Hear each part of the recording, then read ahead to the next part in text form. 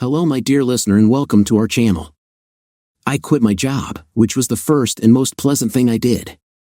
There's always a silver lining in every dark cloud that tries to fog you.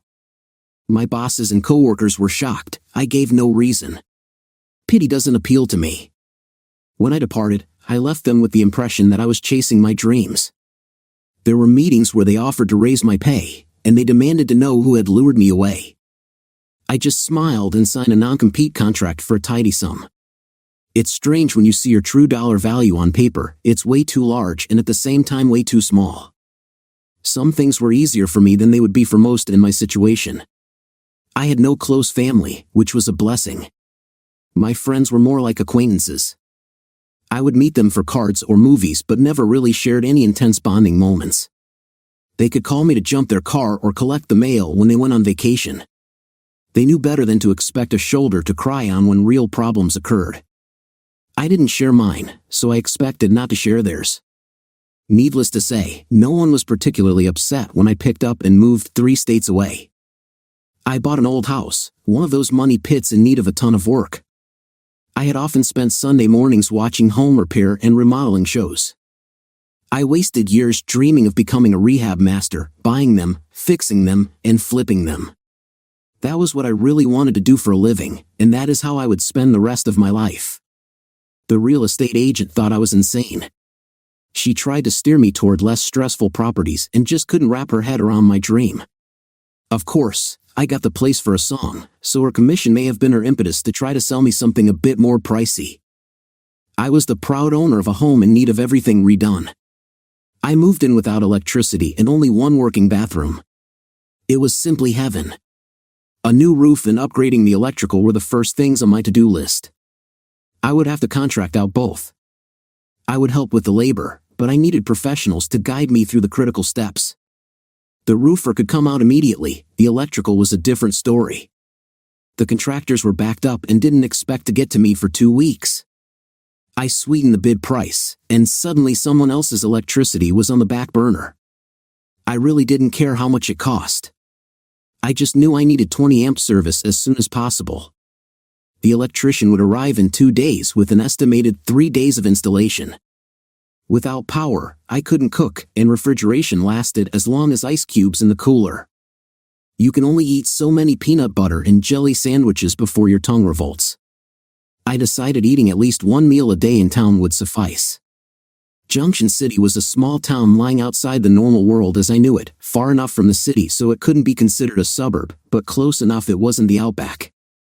A basically rural population with a 4-block downtown.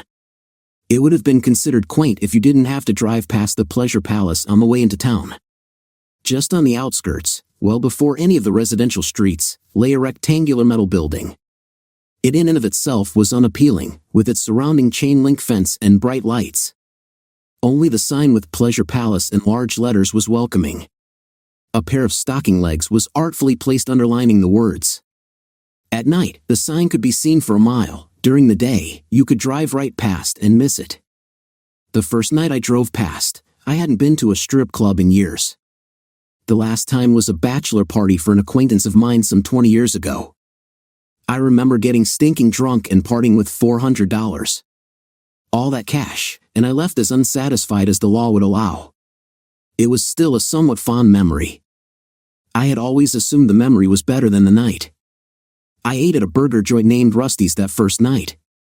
It was a family-owned place with all the ambience of a country kitchen, down to the red and white checkered tablecloths. The waitress, a high school girl with way too many freckles, quizzed me about what I was doing in Junction City.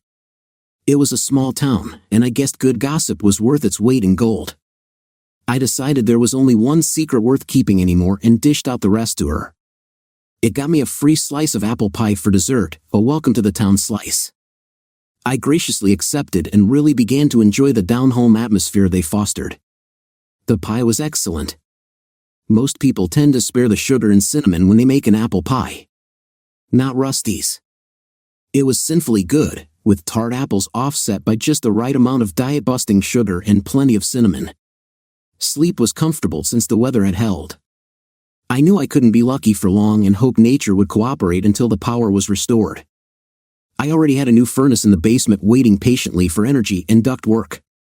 I spent the next day cutting holes in the first floor and installing the necessary duct work. I would have to put another unit in the attic for the second floor, but I would deal with that as soon as the power was on.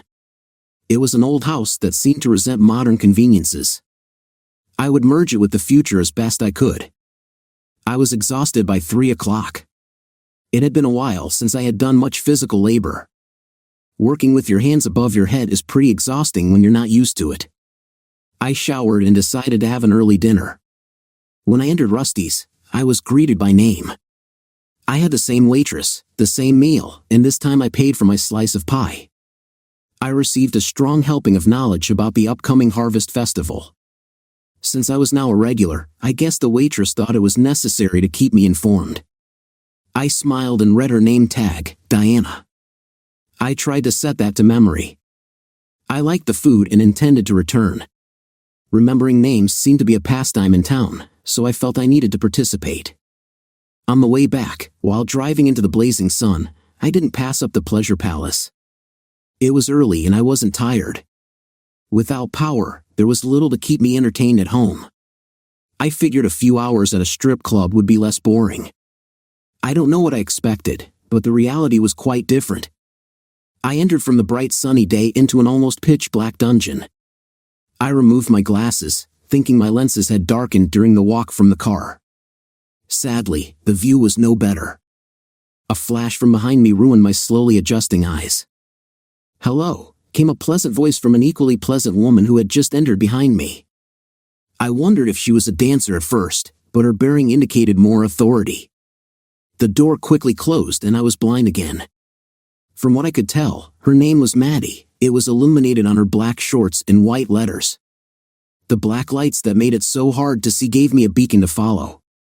It was fascinating watching the M and Y changing elevations as she headed to the only brightly lit space in the building. I almost looked away shyly but caught myself. "You're in a strip club, you idiot. You're supposed to look." I enjoyed the view as it pulled ahead smartly.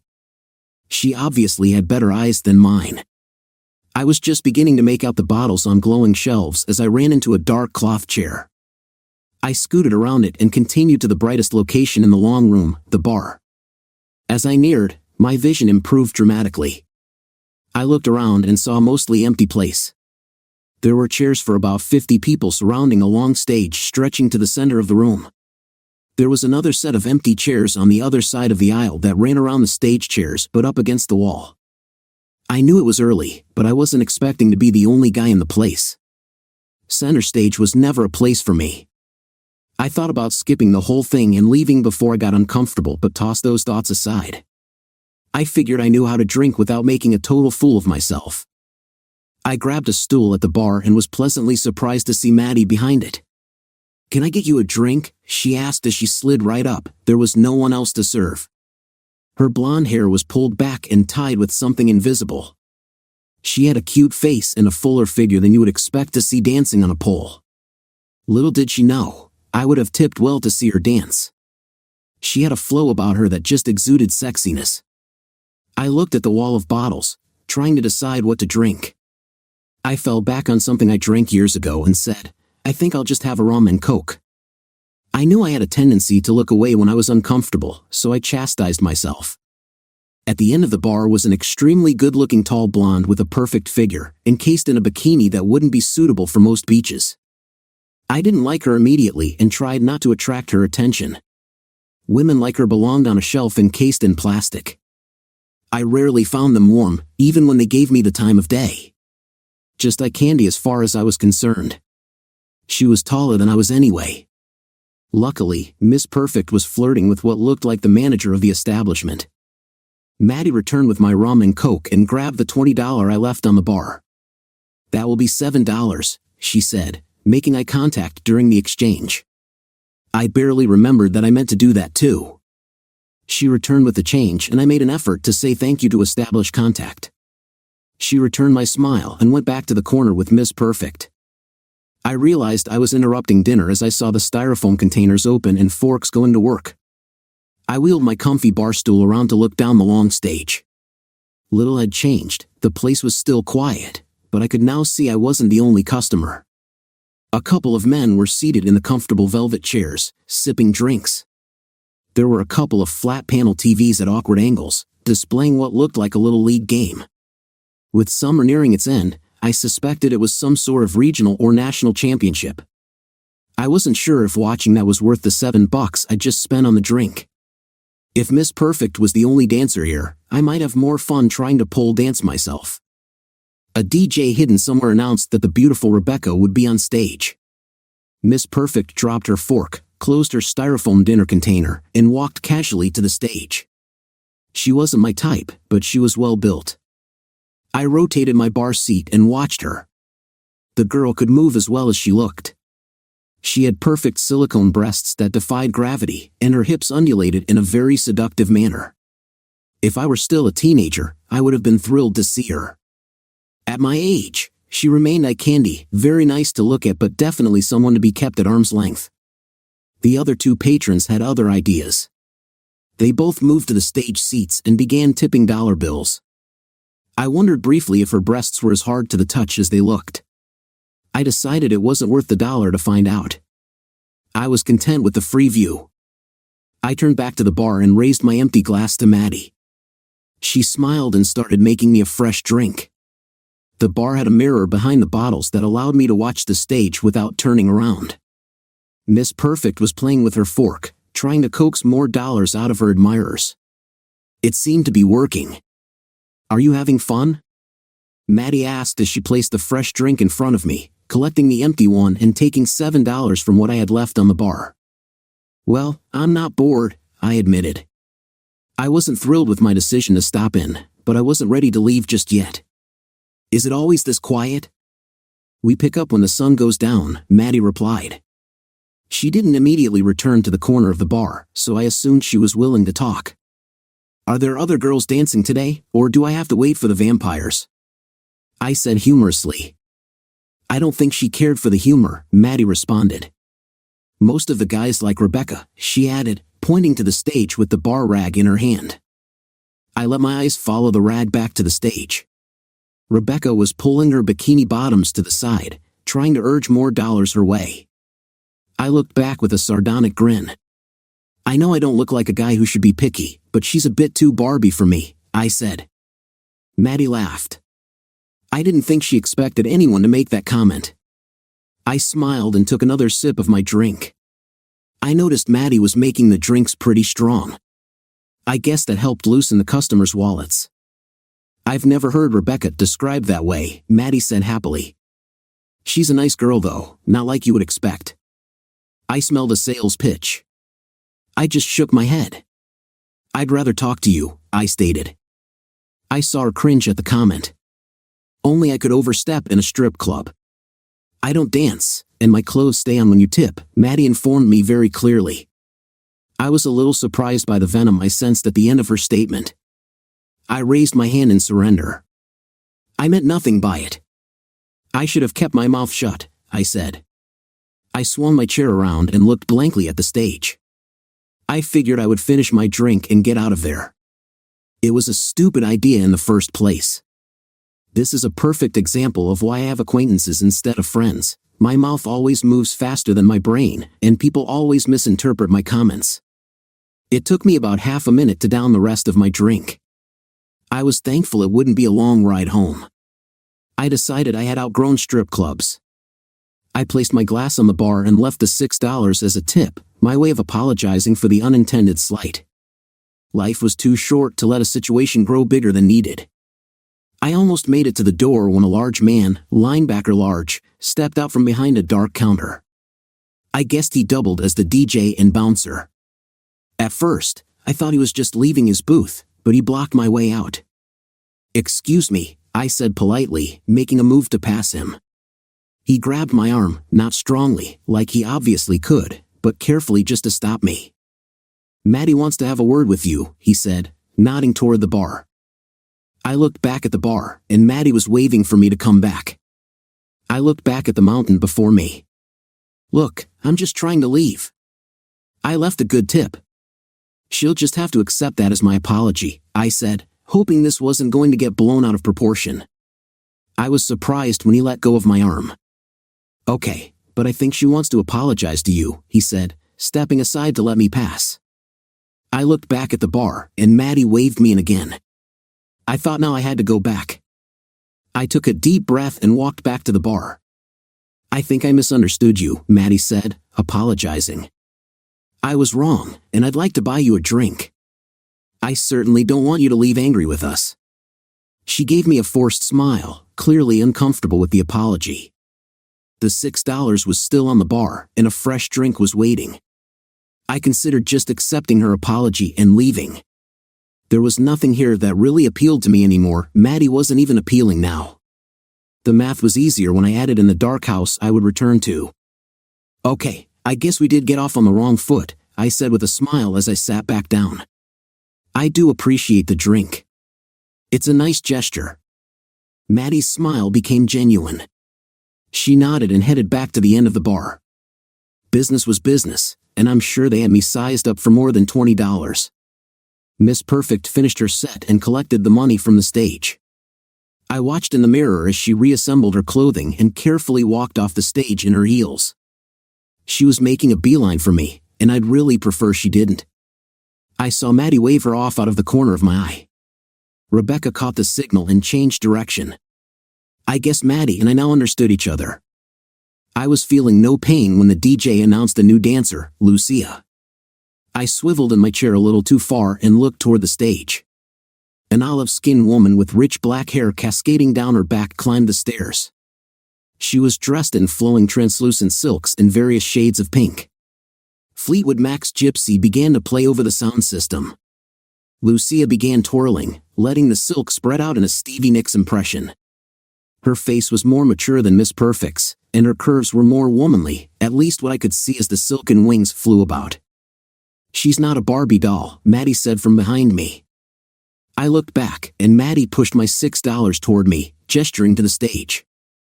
I smiled and pushed the money back at her. "Can't spend it in the grave," I thought. I winked at Maddie and moved to a seat by the stage. Lucia had already lost some of her silken coverings. As she moved toward me, she gave me a little private show. My eyes were level with her feet, and I noticed a small patch of four-leaf clovers tattooed on her right ankle. When I looked up into her eyes, I didn't see any hint of Irish. I guessed she was Hispanic. Lucia wrapped one of her silken wings around my neck and held it there as she stepped back, disrobing a little more. I was alone at the stage. The others had probably spent their money on Miss Perfect. Lucia took a quick spin around the pole in the center, leaving the rest of her silks behind. She returned to me in a dark pink bikini, the top holding what looked like real breasts. I was mesmerized by her beauty when she leaned over, her lips close to my ear. "It's usually customary to tip," she whispered with a slight accent, reinforced by a smile that was dangerously cute. I chuckled a bit, buzzed, and remembered where I was. I withdrew a $20 bill and placed it on the stage, which earned me a bigger smile. She lay on her side, facing me, and took my hand. She caressed herself, guiding my hand up her thigh, along her hip, up her stomach, and finally to her breast. It felt real, not a hard silicone imitation. "Untie me," Lucia whispered and released my hand. I pulled the strings of the two bow knots that held her top on. She rolled her body and teased me, and I enjoyed the private show, smiling as I watched her midriff undulate to the music. This woman had muscles that motivated her curves. Some men sat down on the other side of the stage, and I saw Lucia's eyes glance in their direction. I knew where I was, but a twinge of unfounded jealousy crept into my consciousness. I wanted Lucia to myself, but my illusion of being special was fading. Her eyes returned to mine, and she dropped her arm, taking my hands in hers and running them up her sides, almost tickling them. She caressed on cue, which excited me even though I knew it was all an illusion. "I'll be right back," Lucia said with a smile. I watched her dance over to the other patron. I admit I was feeling selfish and had no desire to share. I knew that wasn't part of the strip club experience, but I brooded anyway. I grabbed my drink and sat away from the stage, sulking a bit. After a few minutes, I laughed at myself. Here I was, thinking I was bonding with an onstage stripper when all she was after was what was in my wallet. The drink was going to my head, and I was letting the fantasy become a bit too real. I saw Lucia turn back to where I was sitting and frown a bit before collecting a few more dollars from the other patron. At least my $20 held some sway over her thoughts. She really was a fine-looking woman. I loved how she moved her curvy hips and how her calf muscles worked to keep her confident on her heels. As Lucia's set ended and she walked off the stage toward where I suspected the DJ booth was, I began to consider leaving again. I had no idea what I expected coming here, but I wasn't as happy as I thought I should be. It all seemed a bit superficial, and I had only experienced a brief moment of titillation. I felt more relaxed at Rusty's, and the conversation was better. I had just emptied my drink when Lucia walked up. She was wearing the same pink bikini top but had a silky sarong wrapped around her waist. She sat in the chair next to mine and gently placed her hand on my thigh, lightly stroking it. "You left," Lucia remarked, pouting slightly. I decided to be honest. There was no reason to pretend to be someone else here. I'm selfish that way. I didn't want to share, I said, hoping I didn't sound too intoxicated. It had been a while since I'd had a lot of rum. Her hand moved higher on my thigh, and the sensation was pleasurable. "Well, I'm here now," Lucia said with a smile. "You have my full attention."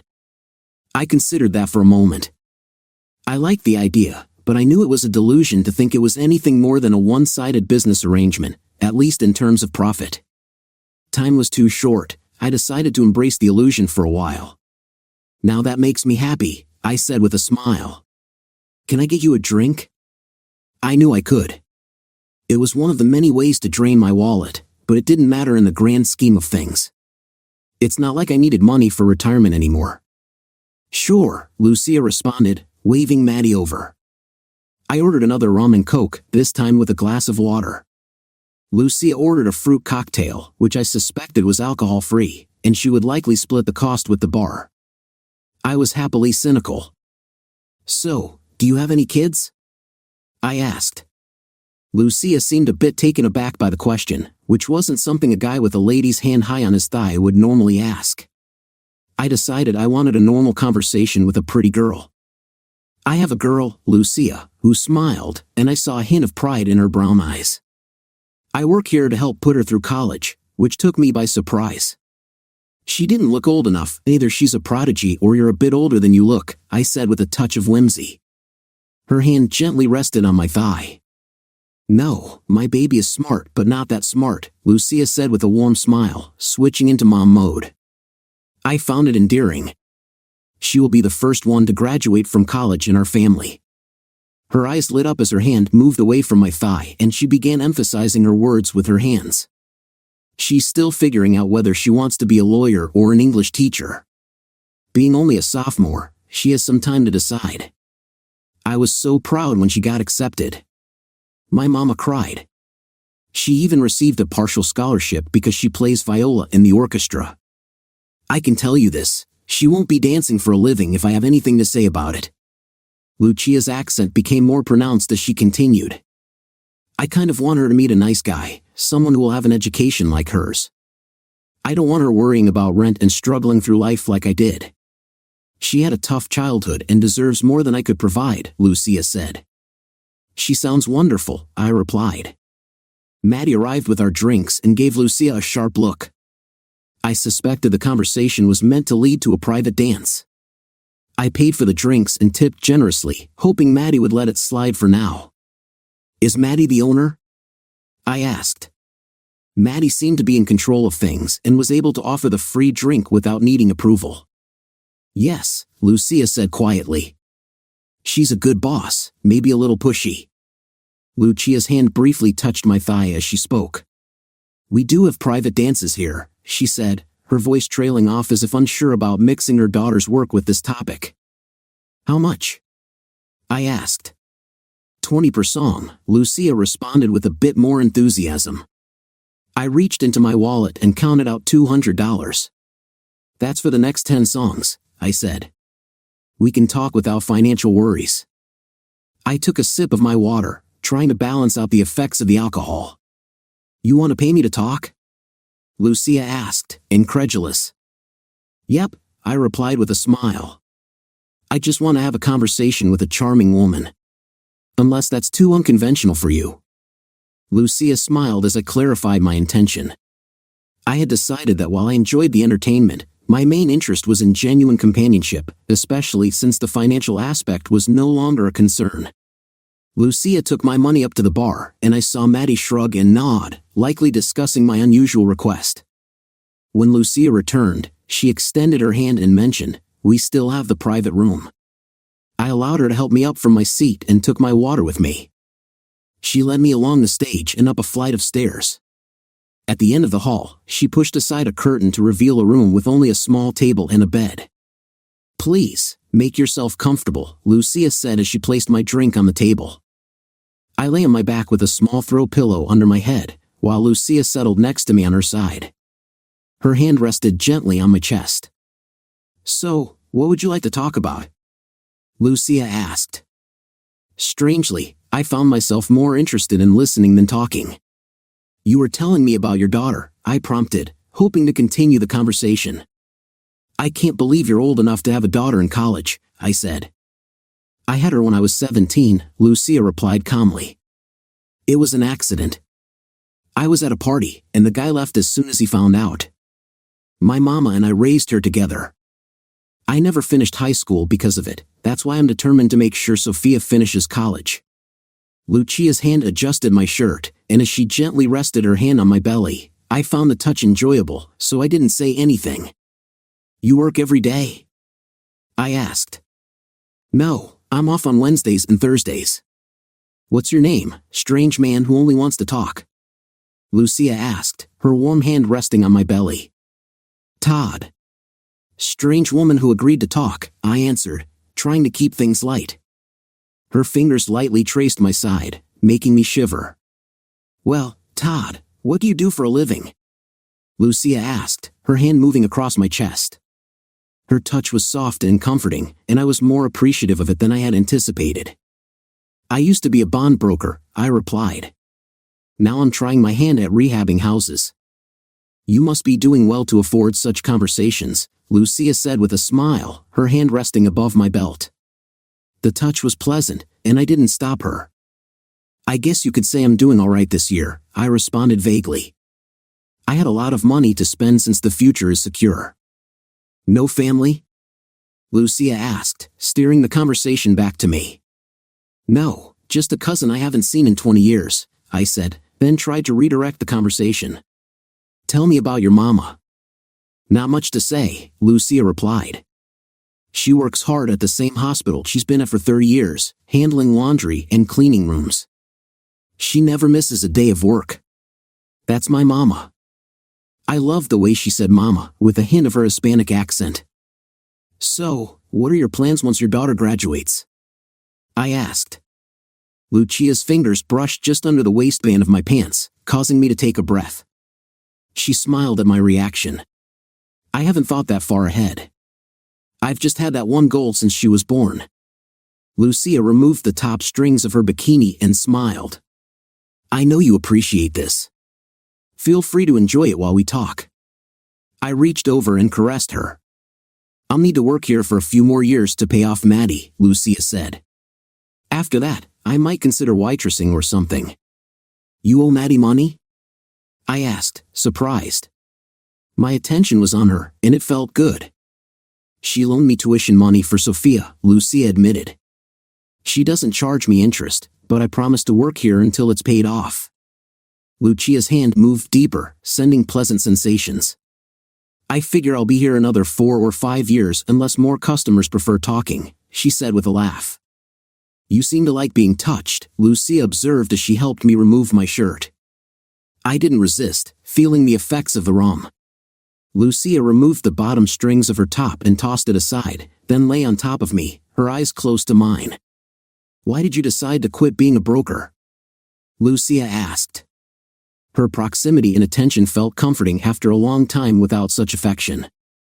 "I've always dreamed of rehabbing old houses," I replied, looking between her eyes and her cleavage. I figured it was now or never. Lucia's leg brushed between mine, creating a pleasing friction. Her lips lightly grazed my ear, and I could hear her breathing softly. I sensed an impending reaction and struggled with the intensity of the sensations. "Lucia, I'm getting too excited," I stammered. "You need to stop." "It's okay," Lucia whispered, kissing my neck with compassion. The sensations overwhelmed me, and I held her close as I experienced a profound release. Afterward, as my muscles relaxed and the immediate concerns faded, I felt a rare moment of happiness. Lucia lifted her head and said, "Sorry, it seemed like you needed that." Lucia said, when she lifted her head away from my neck, that I knew it would be an uncomfortable ride home. I knew it wasn't my intention to let things go that far. I also knew she was right. I did need it. I decided I wasn't going to return to the pleasure palace. The fantasy Lucia had built was too exquisite, and attempting to repeat it would be a waste of time. I pushed the envelope in an attempt to complete the fantasy. I pulled Lucia's lips to mine and kissed her. I wasn't sure what I really expected from the kiss, maybe a slap or a knee to the groin. I just knew that in my slightly drunken stupor, I wanted to kiss my imaginary girlfriend. She surprised me by kissing me back. Her warmth spread through me again as she added passion through her lips. I liked the kiss as much as my earlier experience. It was wonderfully euphoric, and I was able to lose myself again. "I usually don't do that," Lucia admitted when she finally broke the kiss. I could tell she was surprised at herself. She sat up, physically announcing the end of our encounter. I just lay there, happy with a silly grin, watching her move. She gave me a strange look, almost on the verge of concern. "You know this is a strip club, right?" she asked. I assumed she was making sure I wasn't falling for her. Little did she know, I didn't have time to fall for anyone. "Yes," I answered, still feeling wonderful inside. "And you are a wonderful dancer who is quite possibly the best conversationalist I have ever met." I grinned to ease Lucia's concern. She laughed, and it surprised me how much I enjoyed it. Her eyes lit up, and little crinkles formed at the edges when she laughed. I sat up and looked at the dark spot between my legs. "It's going to be a bit embarrassing walking out of here," I said, keeping the grin to make sure she didn't feel badly about it. I wasn't sure why it concerned me. "It's dark downstairs. No one will know," Lucia responded with a wicked smile. "But you may have to hustle to your car." I laughed at that. She helped me put my shirt back on and pulled me to my feet. I helped tie her bikini top and made sure I touched her more than necessary. Her olive skin was really soft, and she had such a sweet, subtle scent that would tease my brain for the next few days. "Here," I said, reaching into my wallet. "This is for Sophia." I tipped Lucia $100. "You can't take it with you after all." She seemed hesitant to take it. I wasn't sure how long I should hold it out to her. "You're not coming back, are you?" Lucia asked. She was a lot deeper into my psyche than I thought. I guess she sensed it in the way I tipped. "You were wonderful, but no, I won't be coming back," I said, trying to be serious. "This place really isn't for me, if you know what I mean." Lucia took the money and hugged me, a deep, friendly hug. She took my hand and led me downstairs to the front door. She said goodbye, kissed me on the cheek, and sent me on my way. It was the last time I ever expected to see Lucia, my wonderful fantasy girl.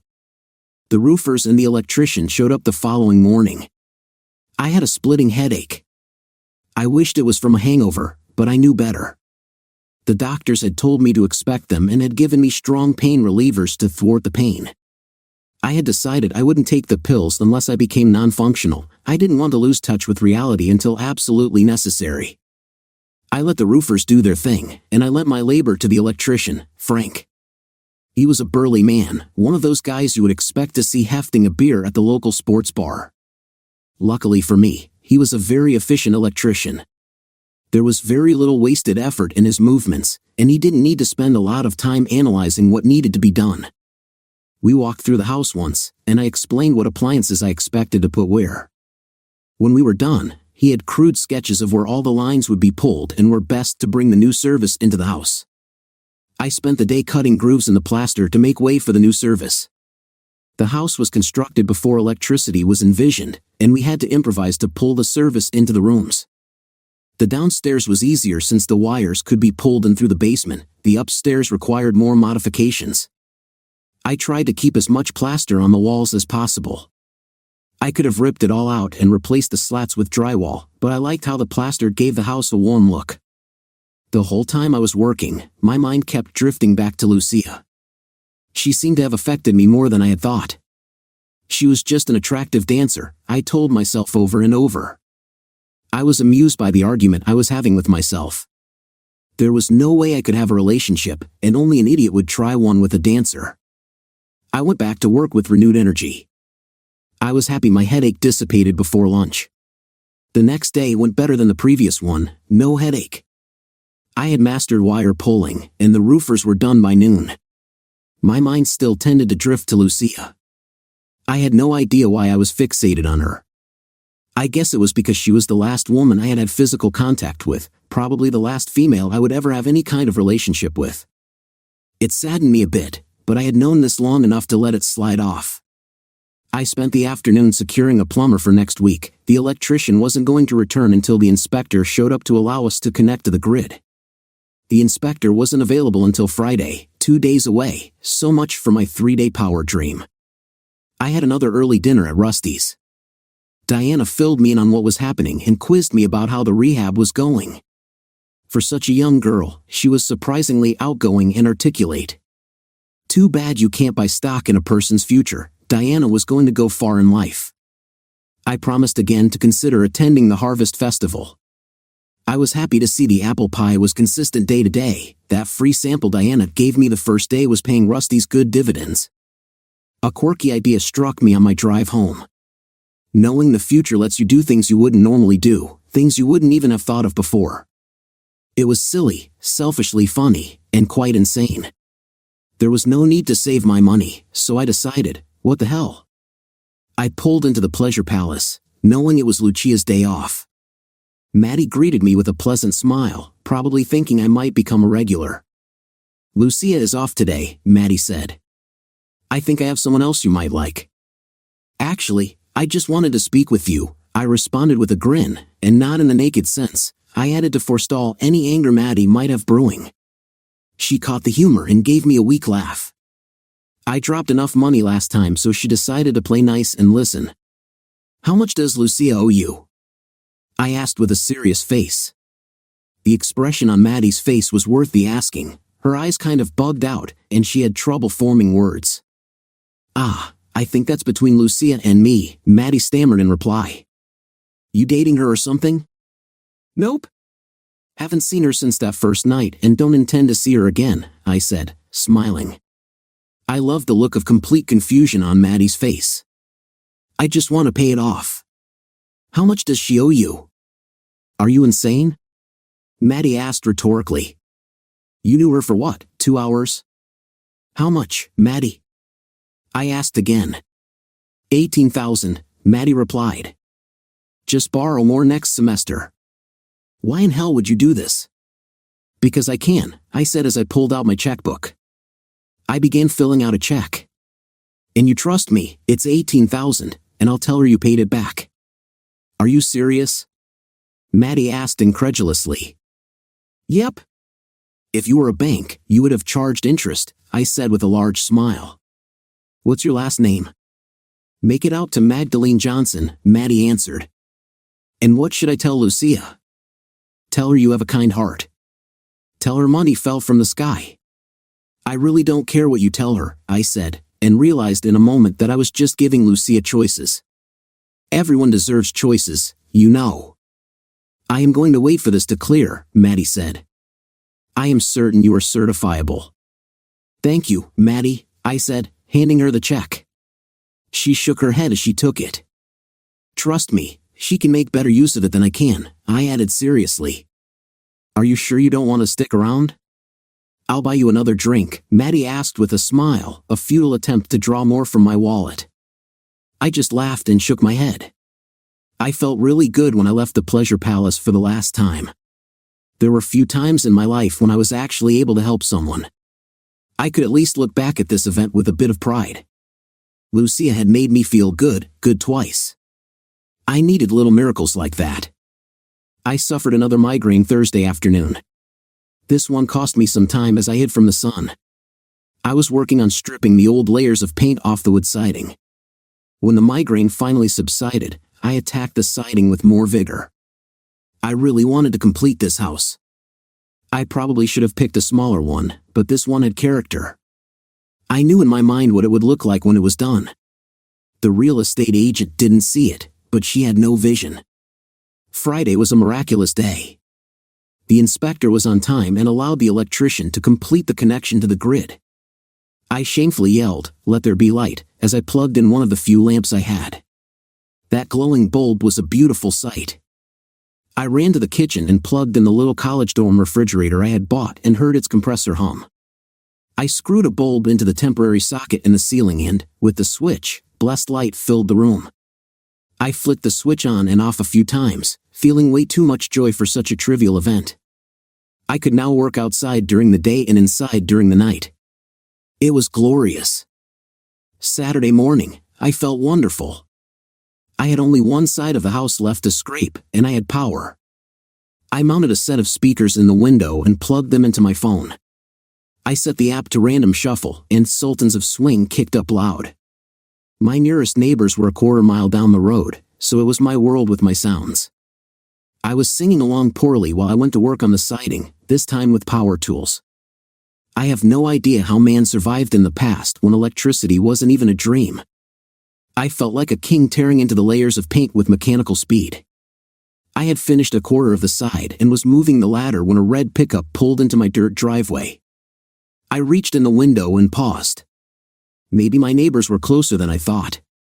No one came out of the truck, and the sun was glinting off the windshield, so I couldn't see who was inside.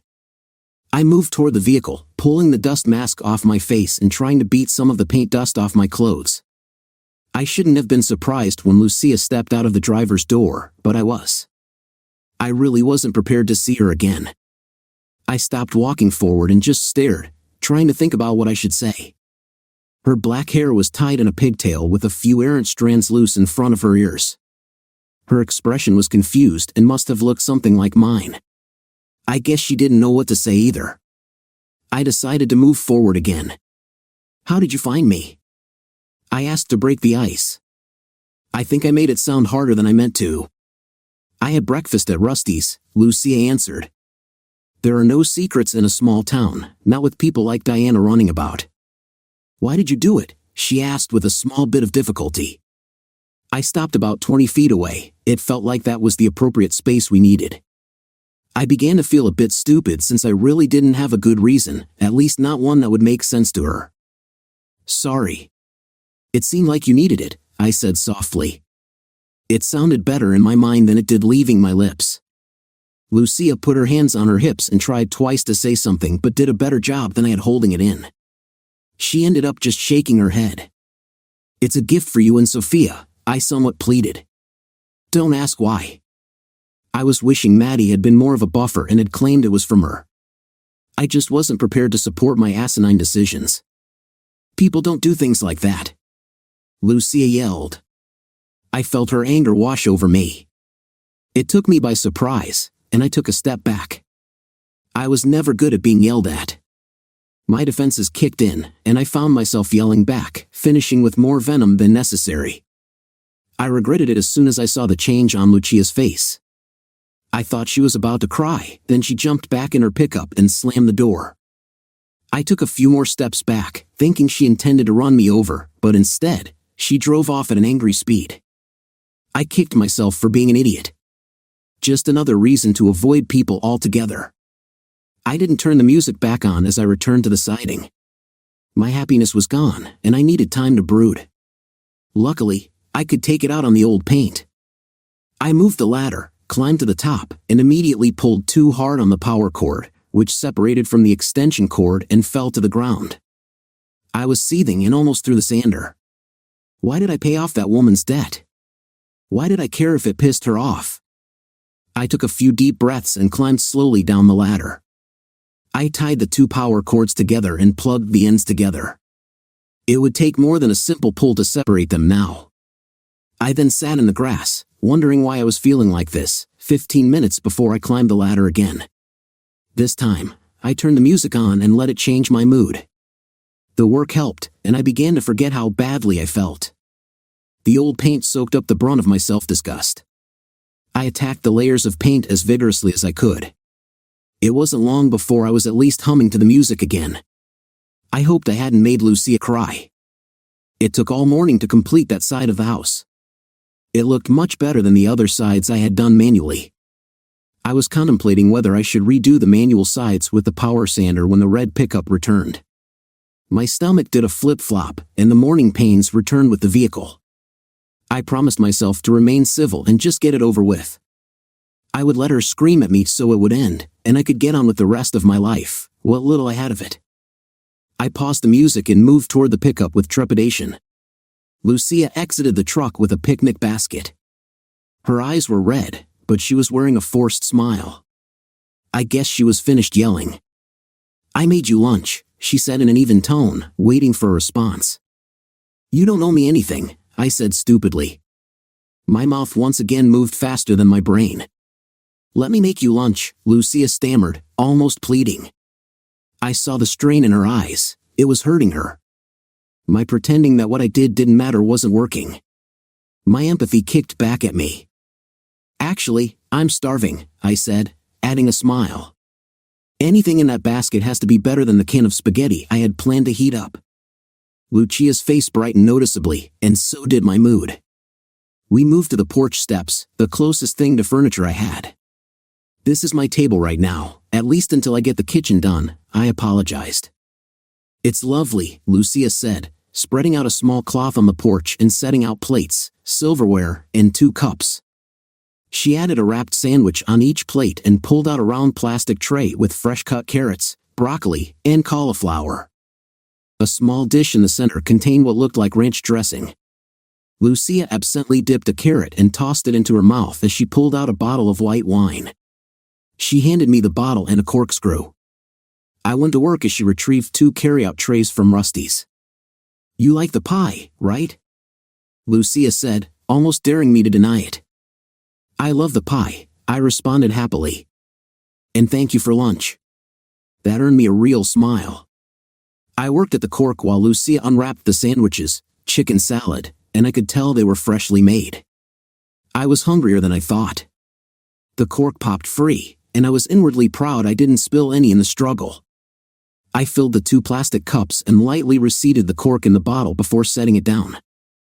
"I'm sorry I yelled at you," Lucia said, looking at the picnic layout instead of me. I was confused, and I didn't know what to say, and it just came out. I yelled back, "So we're even," I replied, trying to smooth things over. I was never good at smoothing things over. She looked at me with more comfort in her eyes. "Mama told me not to come out here just to pretend I won the lottery," Lucia continued. I loved how she said mama. Her accent was very slight but came out more clearly with that word. I tried to stop myself but couldn't. I was angry with myself because I didn't know what to say when I got here. "You gave me all that money and tried to tell me it didn't matter." I just went a little crazy. I didn't want to talk about the money again. It was done in my mind. I hoped she would let it go. "You tell your mama everything?" I asked as I took a bite of the sandwich. "This is really good," I added rudely as I chewed. I got another smile from Lucia, a really big one of those that lights up the room. "Mama and I are close," Lucia replied. I could see the truth in her eyes. "It's just the 3 of us, and now that Sophia is away at school, we are even closer. She wants me to quit dancing now, after what you did." I could see some stress in her. I had given her choices, and she wasn't ready to make them. At least she wasn't trying to give the money back. "I agree with your mama," I stated. The wine was sweeter than I usually go for, but it fit with the sandwich and veggies. It would also make a good preamble for the pie. "I've never really done anything else," Lucia added, ignoring the food. "I think the meal was basically made for me. I don't even know how to pay you back." I almost choked on my last bite. I swallowed hard. "The whole point is that you don't pay me back," I said with as much compassion as I could muster. "You'll take the fun out of it if you try." I knew what was coming and didn't have a pat answer. The truth would elicit pity. I needed a good lie. "Why would you do this for me?" Lucia asked. I saw the concern in her eyes. Look, I'm stinking rich and I can't spend it all, even if I wanted to. Half-truths are better than bold-faced lies. I don't really have any family. I'd rather you and Sophia have a better life than let the government take it all in the end. You're really that rich? Lucia asked, trying to justify it all in her mind. Huge windfall this year, I said, spreading my hands wide apart to emphasize the huge part. It let me quit my job and rehab this house. I would have made a bad Rockefeller. I couldn't even give away money without making people upset. Lucia just nodded her head. I don't think she fully accepted it yet. She looked at the house still in its dilapidated form. And this is what you like to do? She asked, gesturing at the house. It's my only dream, I admitted. It was actually my only feasible dream. Space travel was still too many years away. I can paint, Lucia offered, her eyes meeting mine. The next idea that came into my head was really stupid, and my next statement topped the stupidity chart. In my defense, her eyes were really pretty.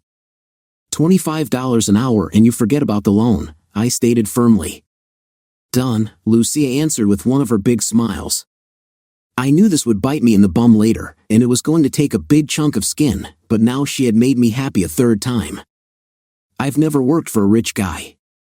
Do I need an evening dress to paint? She asked with a big smattering of smartass. I laughed. Jeans and a t-shirt you don't care about, I answered. Lucia started on her sandwich as I continued with my second half. The rest of the lunch went peacefully. We talked about useless things like how long the weather would hold and other places to eat besides Rusty's. I took her on a tour of the house, explaining my vision of how it would look in each room. She was incredibly enthusiastic about the project and added trim ideas that made sense to me. I'd never shared a dream with someone who agreed with it. It enhanced the dream and made it all that much more doable. I have to tell Maddie I quit, and I will be here tomorrow at 8, Lucia said as she stuffed the remains of the lunch into the basket. Tomorrow is Sunday, I stated, thinking she might need the day. Oh, that's right, Lucia realized. You're invited to dinner tomorrow, so we'll have to stop working by 5 o'clock. She started toward her pickup. Dinner? I asked desperately, looking for clarification. Yep, with my mama and me, Lucia said as she turned back. She spoke, it's not negotiable, so don't try to get out of it. I know you don't have any plans. I wondered who the boss was on this project. She turned around and literally skipped back to her truck. See you tomorrow. I called as Lucia disappeared into the cab. For the here and now, hiring Lucia was the best decision I could have made. I grasped at the possibility of finishing the house quickly and moving on before the inevitable occurred. I could get that lucky. I looked at the front of the house and decided that since I now had another painter, spending the time to go over the manual sanding with the power sander made total sense. I spent the afternoon doing just that. There was no sense in an uneven job. Lucia arrived a little before 8 o'clock, incredibly cheerful. She wore some baggy white denim painter pants and an old faded gray t-shirt. Her hair was once again pulled tight behind her head, this time tied in a ponytail with the top wrapped in a scarf. I was barely awake when she entered. I had overslept and was pleased when she decided to make some coffee first. That blessed electric power had paid off again. I had to admit, she filled out a pair of painter pants quite well. Where should we start? Lucia asked with too much joy in her voice. She was certainly more pleasant to look at than the drab walls. I had to smile at her unbridled enthusiasm. Outside, I answered. Gotta get it done before the cold weather sets in. I had purchased some interior primer and had it colored as close to the final light brown as I could get. I was going to try to get by with only 2 coats, 1 primer and 1 final. I figured we could start on a side and work our way to the front. Once we set a good pattern, it only took us half an hour to get the gear set up to start painting. When Lucia bent down, I had to look away. She really made those pants look good. I used the ladder, and she started on the ground. Every time I reached down to dip my brush, I got a good view of her taking long strokes along the horizontal wooden slats. I had painted the whole side. I wasn't sure if I should be enjoying painting so much. We stepped back to admire our handiwork. You missed a couple of spots there and there, Lucia pointed out. Sure enough, I had. I looked at the spots that were so blatant from this vantage point. Damn, I wonder how that happened. You spent most of your time staring at my butt, Lucia stated with one of her big smiles. Yes, they were most distracting, I agreed, knowing I wasn't as sly as I thought. I hefted the ladder back to one of the spots. I thought I was being a bit less obvious about it. I knew you liked them, so I kept them loose, Lucia said seriously. I looked over at her and saw the stress in her face. You know, the loan in your pay, it doesn't mean. I stuttered for the right words. It doesn't obligate. This isn't a strip club. I know, Lucia smiled. I like you looking. It pleases me. She grabbed a brush, dipped it, and started to climb the ladder. Hold the ladder, she instructed. I wasn't sure what to say to that. I guess it was in the nature of a stripper to show off. When I looked up, she leaned and started to touch up a spot I missed. I could see straight up her t-shirt to the bottom of her bust, truly beautiful, I stated clearly. Lucia just kept painting with more exaggerated strokes. I helped her down and shared a smile. I moved the ladder, and she repeated the process on my other mistake. Tomorrow the plumber's coming, I said when Lucia descended again. I figured she might want to be more conservative. I knew I wanted her to be more modest. I still had that unwarranted jealousy thing. If you behave yourself with Mama, Lucia smiled, I won't tempt the plumber. Blackmail? I questioned. You're resorting to blackmail? What do you think I would say to your mother? Just be nice, Lucia reminded me sweetly. I wondered briefly if she would show up naked tomorrow if I was rude to her mama. I smiled inwardly at my thoughts. We were able to get the back of the house primed before we had to call it a day. We were expected at Lucia's mother's house at 6 o'clock, and we both needed to clean up. Lucia surprised me by having a change of clothes and some toiletries in her pickup. We took turns sharing the one bathroom with its dribbling shower. She wasn't used to the lack of hot water like I was. It tends to speed up your shower dramatically. Hopefully, that could be one of the first things the plumber could correct. I was astonished when Lucia walked out of the bathroom. Her raven hair was flowing freely down her shoulders across a white blouse. She was wearing a pleated white skirt that reached her ankles, tied off with a brown woven hemp belt that was cocked lower on the right side. She was simply stunning to look at. I used all the hot water, Lucia joked. I just stared at her transformation. She smiled when she noticed. Don't take too long in the shower, she reminded me. I collected my drooling brain and took over the bathroom. The vision of her stayed with me, even in the cold water. The thought of not really dating her but meeting her mother was disconcerting. I felt myself emotionally drifting toward her. Physically, I knew I was attracted to her, but I thought I could keep her at arm's length emotionally. How do you stop something you really don't want to stop? The best I could manage was khakis and a blue polo shirt, which seemed a bit plain compared to Lucia's attractive attire. But she seemed pleased. I made a point of opening the car door for her. There's something about a well-dressed woman that makes you want to be more chivalrous. We all know we should open doors, but it had been a long time since I'd rushed ahead to do so. Lucia accepted it in stride. On the way, I was lectured about Lucia's mother. She wasn't extremely religious, but taking the Lord's name in vain was forbidden, and swearing in general was frowned upon. Lucia had worked as a dancer, not a stripper, though she assured me her mother knew exactly what the pleasure palace was.